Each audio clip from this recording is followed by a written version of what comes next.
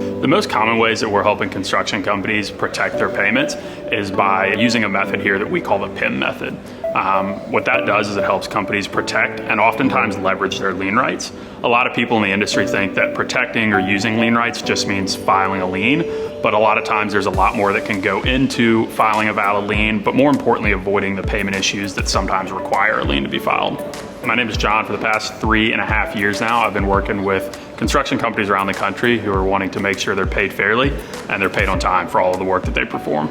Payment, a lot of it comes to managing your receivables and making sure that you have a way to collect on those receivables if you're running into an issue. The nature of what we do means that oftentimes that involves protecting and sometimes leveraging a party's lien rights on a project.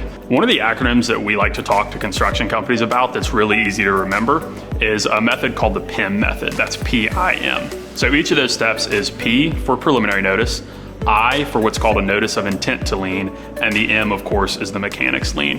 What we find talking to most companies in the industry is that the PIM method is a really good way of not only speeding up time to payment, but eliminating the amount of jobs that become a payment issue. We describe it a lot of times as a funnel. The more often you put jobs into the PIM approach, the less frequently we're gonna need a mechanics lien or run into a slow payment issue.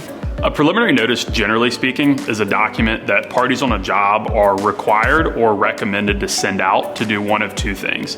It's to protect their lien rights in states that require preliminary notice, but even on other jobs, it's a really good way of promoting visibility and communication on the party or on the job site with the parties who are going to be making payment later on. When parties receive a preliminary notice on a project, they're most often going to be the general contractor and the property owner or the lender on the job. What that allows those parties to do is understand who's working on the project with them and who they need to make sure is paid fairly. When we have a complicated construction project, sometimes it's not that easy to know who's there and who's doing what, and that preliminary notice allows the people who will be making payment down the road to know who needs to get paid. The second step in the PIM method, the I, like I said, stands for a notice of intent to lien. A notice of intent to lien is required less frequently than a preliminary notice in the different states, but what it's designed to do is act as a warning shot on a job. Naturally, nobody wants a lien to be filed, and what we find is that escalating a slow payment issue is a really good way of getting it resolved before a mechanics lien needs to be filed.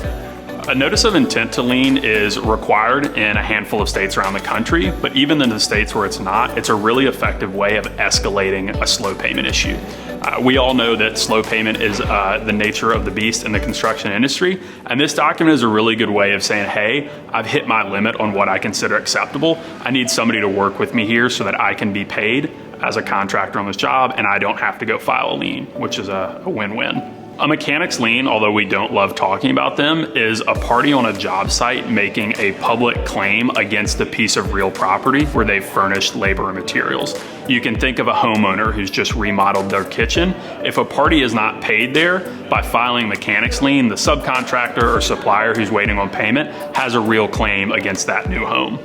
If somebody was looking to start utilizing the PIM method on their jobs, the easiest thing that they can start doing is communicating with the stakeholders on that project every time they begin work. What we found is that the easiest way to do that is providing a preliminary notice to, again, let them know that you're there and you're furnishing a certain type of work on the job. I hope you've been able to take away a few helpful tidbits here about how other companies are successfully managing cash flow in this industry. The easiest thing to keep in mind is using the PIM method. Sending preliminary notices protects your rights and promotes transparency and communication. Using a notice of intent to lien when you have slow payment is the easiest way to let a property owner know that you need some slow payment resolved. And of course, a mechanics lien, although we don't like to see them happen, is the best way to secure that outstanding money that you're owed. If you have any more questions, we'd love to talk more. Feel free to reach out at levelset.com. And remember, payment help is here.